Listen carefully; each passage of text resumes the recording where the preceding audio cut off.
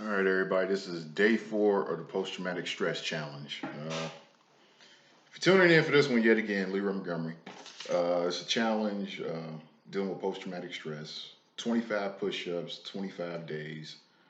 Make a video, talk about your experiences, talk about the topic, knock out 25 on camera, and you're good to go. All right, so here we go. Talking about post traumatic stress. Uh, here's something I'll talk about today. There's different causes for post traumatic stress that we go through. And I talked about some of that stuff.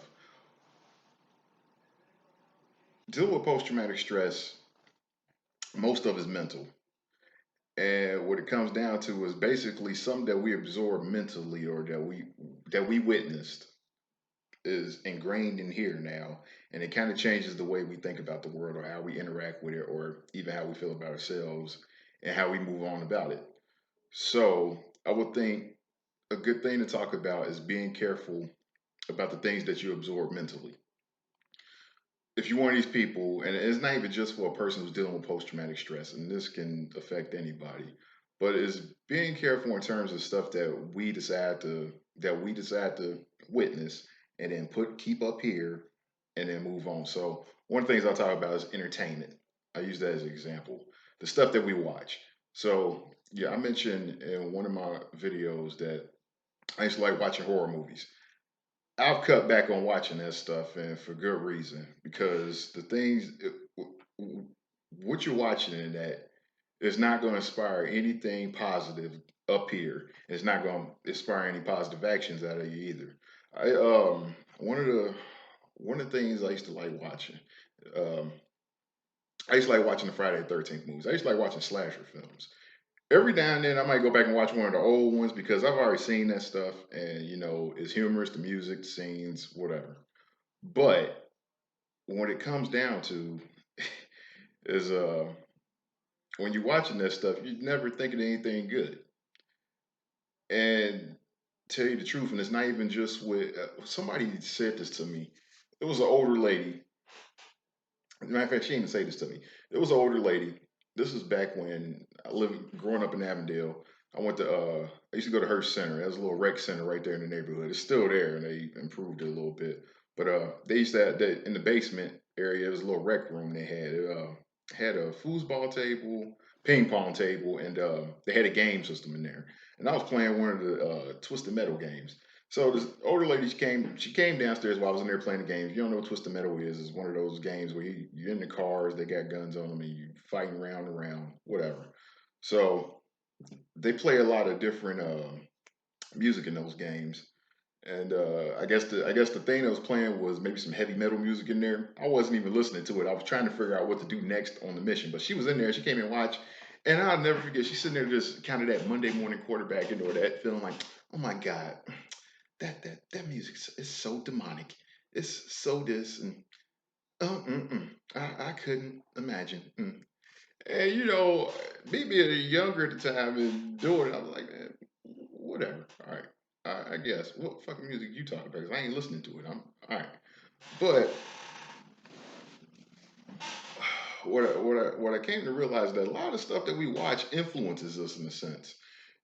Here in America, we are so desensitized to violence, and it's ingrained, and it's in our music, it's in our entertainment, or the stuff that we watch.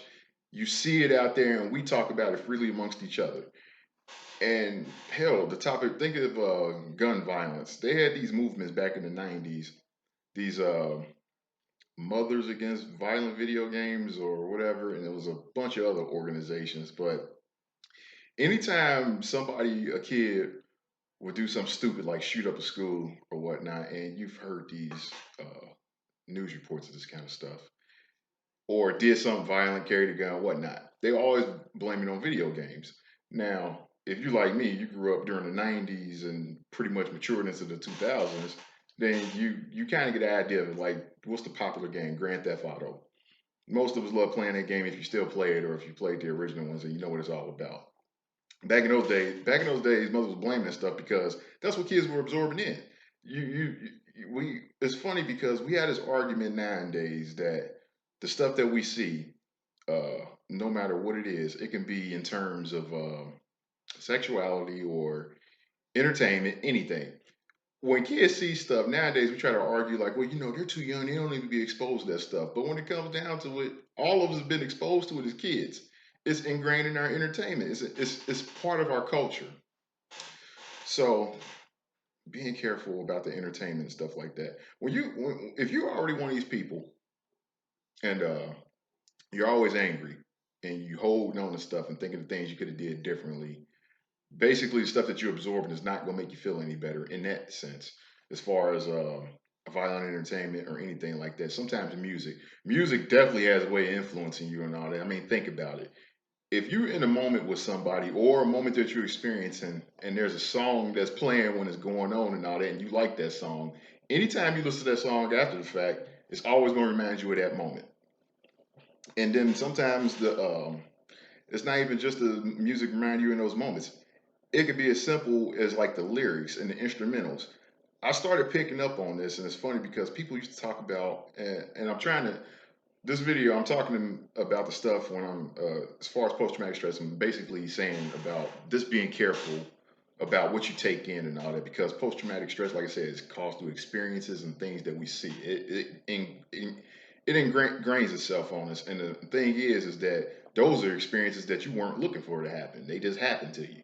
So now, think of the stuff that you absorb in order to cause you to think. Like in that last video talked about, I watched one of those Faces of Death VHSs, and actually remembering back on it was called Traces of Death. Those are two versions of it, but don't go looking for this crap. It's not worth it.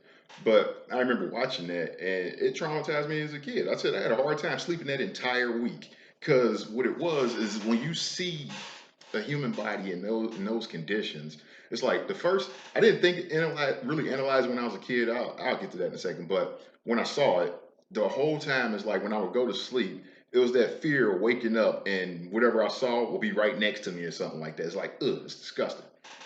But we don't analyze like the effects of that stuff. It's like we constantly absorb it in.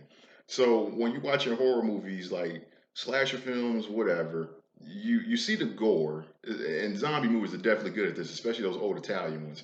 You see all the gore, you see all the graphics, you basically see things happening to human beings that you yourself would never think of, and it's an entertainment value.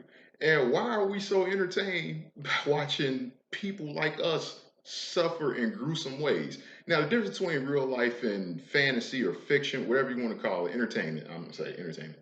The difference is that I'll take combat, for example, people deployed. And if some of you been in firefights, then you definitely would know this one. It ain't like Call of Duty. The video game will hype that shit up. I mean, you go into these missions, you get different weapon layouts, you get different maps, you get these different characters to play with, and everybody in a sense is heroic. The way they talk and all that. Characters that you will remember. So in the game, when a person is going on a mission, they got that music playing in the background. Everything looks cool, it's stealthy, and then you got heavy firepower. It just goes on. But things are happening in the entertainment realm. In real life, if you're in a firefight, if you're in any type of conflict whatsoever, there's no heroic sayings going on. There's no cool patterns of speech. There's damn sure no music playing. It's just you in that moment dealing with that shit. And then in the entertainment realm, or especially with that game, it's like when the firefight's over, they moving on to the next mission. Everything's cool. They go unaffected by what just happened. In real life, when the situation's said and done, it is stuck on your mind. That is what you're thinking about for the majority of the time after the fact, and pretty much coming to terms with how it's affected you or how you're feeling about it. And that's if you even got time to sit down and analyze it. So when it comes to horror films or anything of that nature and all that, I would just say be careful about the shit that you watch. One thing, I used to watch this stuff when I was younger. I do not watch it now, for under no circumstances. I try to avoid it at least. When you talk about spiritual beliefs, like being a Christian or whatever your belief is, and thinking of a higher power, then yeah, you think about the positive aspects of it. So if I'm talking about Christianity, then I'm thinking about God, Jesus, angels. Well, there's another side to that. the devil, demons, and all this other stuff. So now you turn that to the entertainment realm or whatever, where you're seeing somebody be possessed. I don't touch that because a lot of that, some of that stuff, whether you choose to believe it or not, that is shit that actually does happen to people in real life.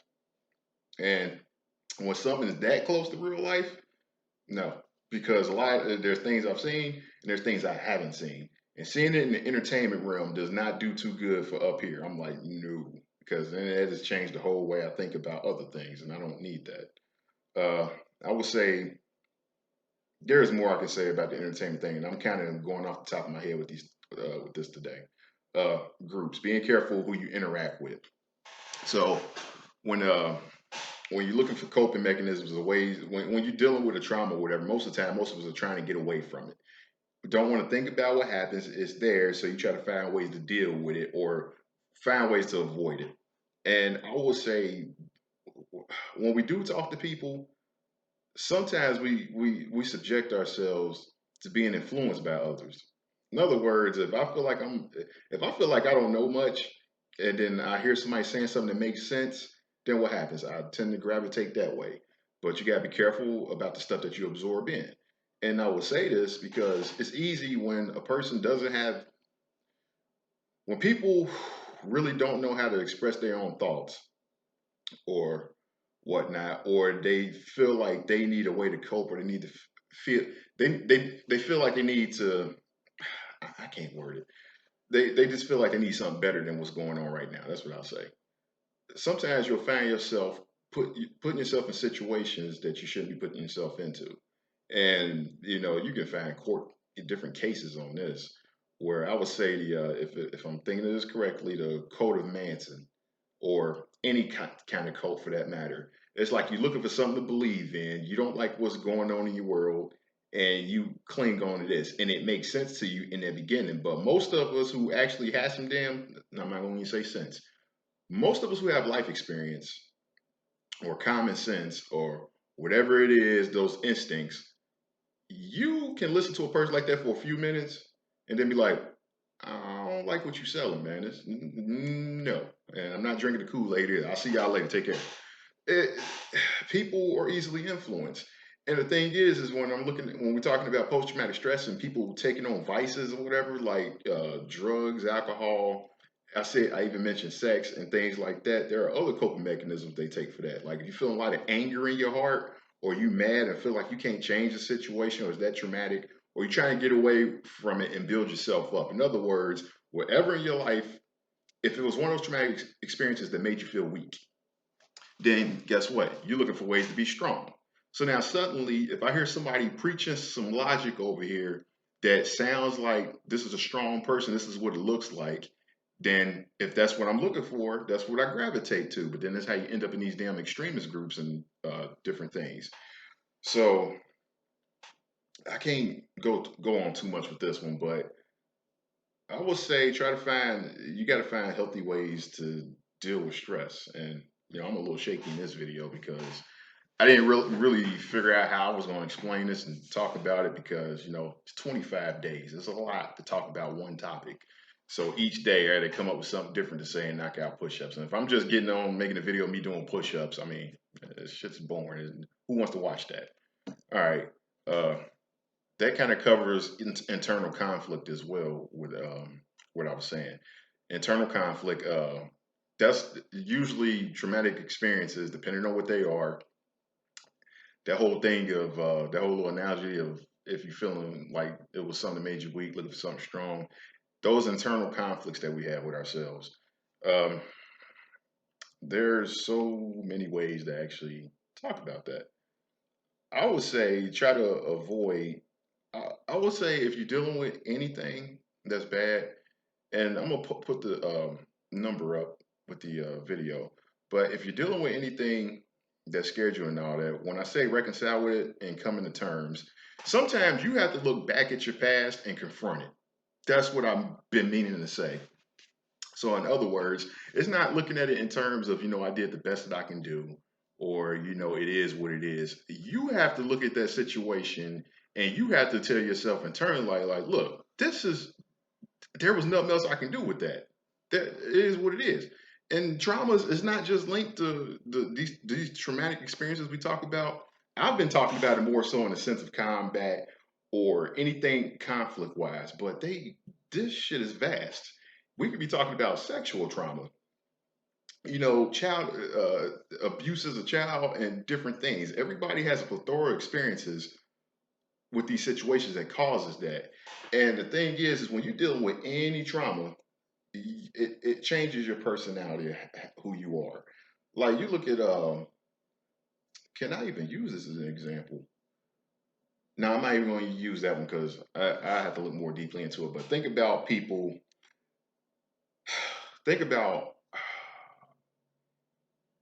think about the people who've ended up in the news over the years, not even just in 2020, who have done heinous acts like shooting up a school, the Columbine high school shooting. That's one situation. Look at those guys. Jeffrey Dahmer or any other damn serial killer. Any person that's went to extreme levels, there was either something they were dealing with, or there was some type of trauma or something that led them that way. And then some people were just wired different. I grew up in that little space, and it's funny because when you think of serial killers, I mean, they all got the same. Most of them got the same pattern. They torture animals as a kid, and this, and that.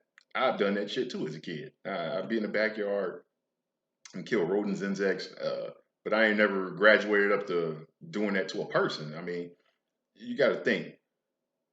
Some people, some people draw enjoyment off of that stuff. Me, not so much. It wasn't thing of enjoying. It's that whole thing of being in the backyard bored, experimenting. You see something different and messing with it. That's what that is. As I got older, and you start understanding the world and understanding people, you start looking at yourself a little bit more and thinking about, the things you do enjoy doing and the things that you adhere. Now, when it came to watching horror movies and all that, I will say this, and when I would use the Friday 13th reference for an example, and this kind of plays a little bit, just a little bit, tiny bit, to the personality. But I will always look at the character of Jason. And not even in the first couple movies, it wasn't until like Friday 13th Part 6 and then on from there, that whole unstoppable force. Basically, people were in a desperate situation, and this unstoppable force shows up, and now everybody's trying to cope with it on how to beat it and how to get past it. I think what it was I liked about that character is not necessarily what he was doing or even the stuff, the gruesome acts in that movie. I think I like the ideal of the character. If you take away the background and stuff like that, it's the whole concept of basically being tough and nothing can stop you. You can just walk through anything. It doesn't matter. They stab you, shoot you, blow you up. You still moving. Now, in reality, there's only so much a person can take. But I always like the concept of that. And that is what kind of steeped into my mentality of things. When you've been in those situations, because hell, if you think of the character of Jason, how did he get to the way he was? He was a kid that drowned in the lake. He was special needs. People didn't care about him except for his mom. He drowned. His mother grieved. He somehow came back and he went on a spree, especially after his mom died. But now turning that in terms of myself or whatnot, more regarding reality, I look at that character and I look at real life situations that I deal with, and I think to myself, well, you got to be like Jason or the Terminator or whatever the hell. You got to be able to walk through stuff. You have to, and this is just my belief for myself. If it works for you or you can adapt that belief, great. If not, no problem. But in some way, you have in today's world, you kind of have to have an invincible mindset. You have to realize that basically the world itself, the world is the same as all. The world is the same. It's going to be the world no matter what. That's not going to change. What does change is people and the locations.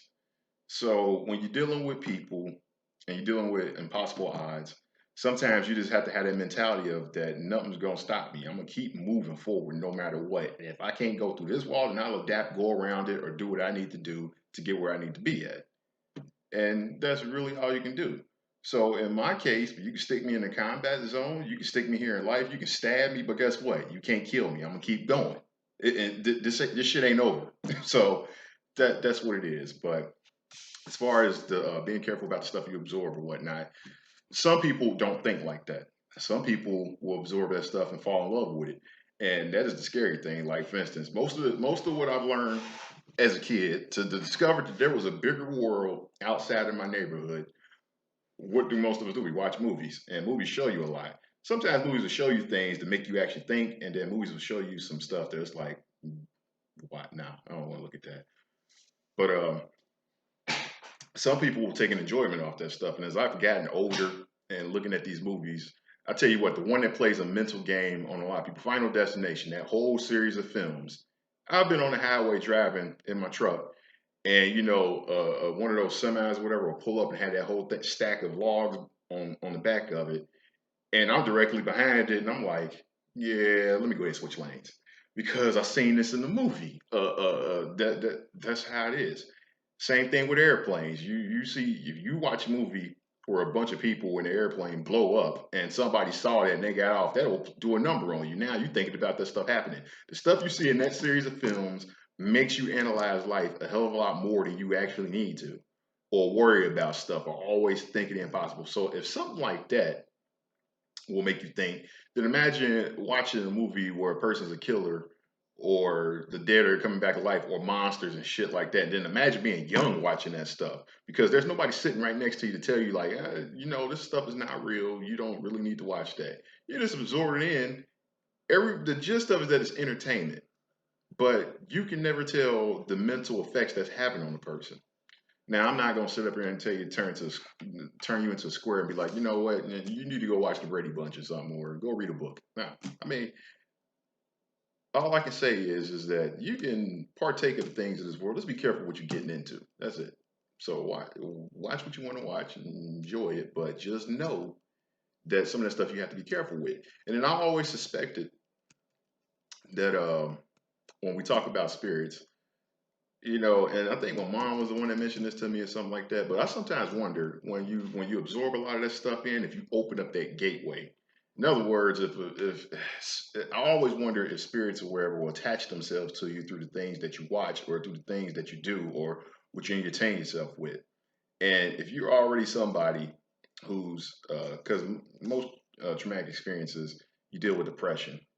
Like I said in the other video, if you are going through depression or stress, and along those lines of, or any type, when you drag yourself down low and be absorbing that negativity and all that, you just open up the door for more spirits, more things to come into your life. And you don't really need that. And I tell people when they're going through something, and everybody goes through a lot of stuff. I'll jump on Facebook, and some of the posts that I see on here, like somebody's been in a car accident or something happened to them, and they still breathing. I sometimes I don't know how to react to it. Like I don't know what to say, and I always feel like you gotta like show that you care, but I don't just want to just throw a like on there, and be like, all right, cool, I'll send you prayers. You know what? We all pray for people and we pray for ourselves, but I'll take it for myself. Sometimes I just don't want to hear that shit. Like, all right, cool. All right, I got things to do. Thank you, and move on.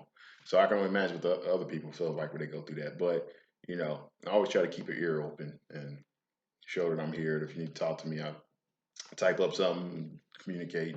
It is what it is. But if you're already stressed out and dealing with stuff, you just got to be careful with the things that you absorb, because it's like a damn domino effect, I guess. It's like once it falls, once you come from this and you start going down that road, it's got to end somewhere, and not always in a good place. So when you're dealing with that stuff, I will tell anybody, especially if you don't have beliefs, I will look into something to believe in, something positive though. But at the same time, when I talk about positive things and being careful what you absorb, I'll tie this into a real life sense. Think of all the stuff that's going on in the news right now. Portland, for example. I'm not going to really get into it about that, but if you're somebody who deals with post-traumatic stress, especially along those lines, where it's in the combat zone or in a violent encounter or anything, then you can understand that looking at that stuff and watching it, it probably makes you think of the things that you've been through before, or it makes you worry about what's going to happen in the future. So I try not to get too deeply into it, because right now, when we look at this stuff, we're thinking about it in terms of how we feel. So if we're looking at Portland right now, you see a video of federal troops or not even federal troops, federal officers, people, federal police officers or border patrol or whatever they are, dressed in army type uniforms or whatnot. If you see them coming out in crowds of people and then hear stories of people being snatched off the streets and things like that, you automatically think, "Oh my God, it's happening. This is a police state. Oh no, no, the government's taking over," and you start worrying. And in reality, if you look at the situation, it's not really that. It's not. And I'm not gonna go deep into this, but let's be realistic. There has to be there has to be order. I don't care what. We don't live in a world in a society of chaos. Yeah, chaos does exist, but there's law and there's order. And if for this to work, people have to chill. So, when you got people who are protesting, and even in these cases, like people are constantly going on with these damn protests. And to a degree, at this stage, I don't even know what they protesting in Portland. But it's also that play on words. Is there's a difference between protesting and rioting. And I'm just gonna leave you with that one. If you distinguish what it is, and then you look in terms of when we talk about defunding police and all this other stuff that goes with it, and then you look at mayors and governors making excuses for protesters, and then nobody's doing anything. You think about a neighborhood being seized and them having to get people out of that damn neighborhood that don't belong there to begin with. You think of police officers being scared to actually do their damn jobs because they're being villainized by the society. Think about all that. And then you wonder, how do we get to a point where suddenly the federal government has to bring people into this neighborhood to take care of business? And I'm done. I'm not even going to talk about that because it annoys me. And that kind of triggers me with my own damn experiences. But yeah, I try not to pay too much attention to that stuff. I keep it in my mind and I'll look at it and keep up on some of the news, but not too much because it's all negativity. And if you already have a mindset where there's a little bit of negativity or anger and all that, all it's going to do is fuel you, make you paranoid, and make you react to stuff and get even angrier about it until you either do something or you just kill yourself with stress or have a fucking heart attack or a stroke. I was on the verge of that once. That's another reason why I don't stress. When I was getting toward the end of my military career, all that damn stress and then the unhealthy habits or whatever, I went in for a checkup or to get looked at. And the doctor told me, like, you need to take it easy on some stuff and kind of relax, woosah, because you're on the verge of having a stroke. Like, I guess my blood pressure or whatever it was that high. So I just learned to and move on. That's what you got to do. So with that being said, hopefully I said something in this video that actually makes sense. Sorry if my thoughts are all over the place trying to talk about it. Like I said, 25 days of doing this. So I'm trying to stay on topic. But hell, if you're on my Facebook and you're watching me do this video and you've ever seen my post, this can go off the rails easily. So I'm gonna try to keep it on this. So I'm gonna go ahead and get to doing these push-ups. And here we go. All right, 25 push-ups. I'm 33 years old. What I would give to be 21 again. All right, 25.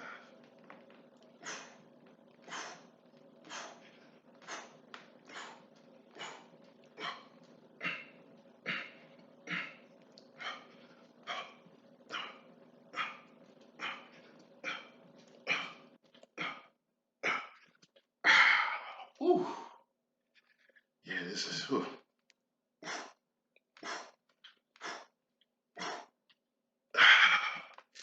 There you go, 25. Until the next time, folks.